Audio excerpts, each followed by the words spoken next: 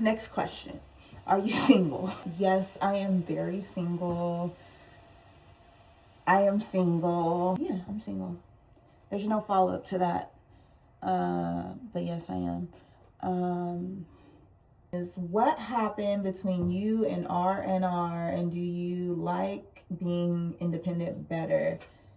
What happened between me and Rich and Ruthless?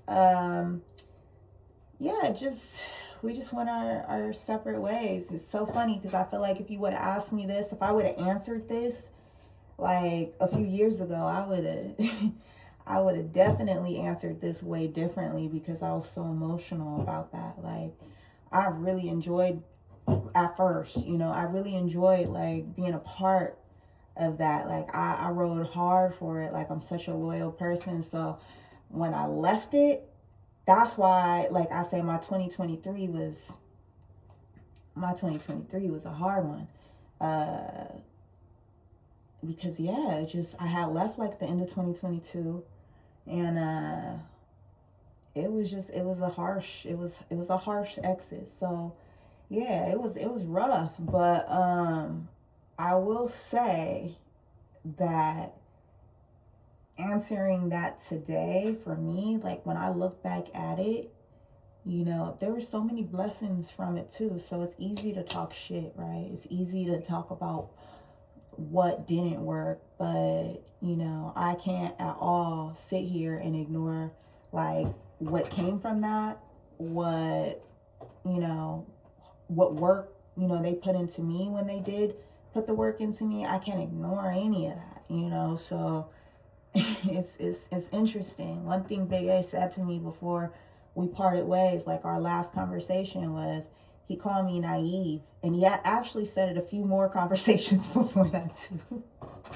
And I'm like, what the fuck? Like, what do you like? If you know me, and I know you guys don't know like my story, but you'll learn it. Like like I said, I've been on my own since 14. Prior to that, I'm adopted. So I grew up in Bayview, Hunters Point. My aunt adopted me and my brothers, and before that, I was homeless for many, many years with my mom. And when we got adopted to the hood, quote unquote, like for us, that was an upgrade to our lives. Like that was luxury for us because we were homeless for years. So I come from very humble beginnings. My first birthday ever celebrated was when I was 10. And I felt like I just wasn't even really that excited. Like, even with my first Christmas is when I was 10. And I just felt like it was excess because I wasn't used to anything, and I just knew how much what we got could spread, and I still be feeling that way to this day. I'm so appreciative of every last thing that I got, any little thing that is done that I know is like even a micro fucking millistep, to help. Like I'm that kind of person for real. So yeah, like I definitely, I look back and I'm like, there's so much that, I look at and I'm like, I appreciated that situation in a way of when they were doing what they were doing. So because of that, despite like what happened, I'm not going to say anything bad about them like that. You know what I'm saying? Like, people have their ways and you have yours, and you have to always choose for yourself what aligns with yourself. At the end of the day, you have to be responsible for that. You can't blame or put that responsibility on anyone else. Everyone's responsible for themselves. If it doesn't align with you, your morals, your values, your views, your direction, there's nothing wrong with cutting ties, so for that, yeah, I was definitely like, I was heartbroken in 2023, and that honestly is why I love this album so much, because I'm so much different from that place that I was in. And I just, I've had this conversation with very few people, and I just recently had this conversation with another super talented artist, ironically in the strip club. But but yeah, I can't even listen like to my old music like that. Like I can't, because I know the place that I was in mentally, and I know the place that I am in now. And I was so hurt, and I was so angry too, but at the same time just like sad, you know.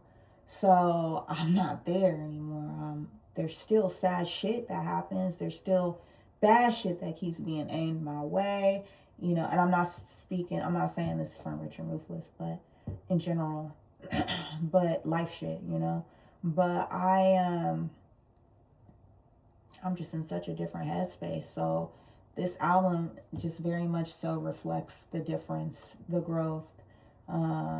Rich and Ruthless, you know, I wish them the best. Big A, when you call me naive, nigga, you was right. You was absolutely right. I was very naive. I just didn't see myself in that light because of what I've been on my own all my life. You know, even when I was homeless with my mom had extreme mental health shit. Like I used to visit my mom in mental institution. She was 5150. You know, it's that we stayed, like we, yeah. So I never would have even considered myself to be naive, but I was naive. Industry can't, I see why they go crazy. You know, I see all of that. You know, industry is belly of the beast. It really is. You know, and everyone's just trying to eat. And when you in a tank like that with sharks and they smiling and they nice and they, you know, and they all these things, but you know, and once again, I'm not just saying this about like I'm talking specifically in the way of Rich and Ruthless. I'm just saying in general. You also, people who have been in it for a long time have trained to understand that side of it, and you kind of become it, you know, and or you get ate. So you know, it's like for me, when I go in naive, like we are the world, we're all family, and this is all, and all that kind of shit. I'm not seeing it. I'm not fully understanding it. I'm understanding it from a non-point of view, because I didn't have one. I'm just, you know, so yeah, for me, it took a lot out of me when I first left, but now, no matter what, they provided opportunities for me. So yeah, I ain't got shit bad to say about them. Big A, yes, nigga, I was definitely naive. But yeah, they did good things for me too. So I'm not gonna, no love lost. That's how I feel now. But back then, if you would have asked me, oh man, this conversation would have went so much differently. So growth is beautiful.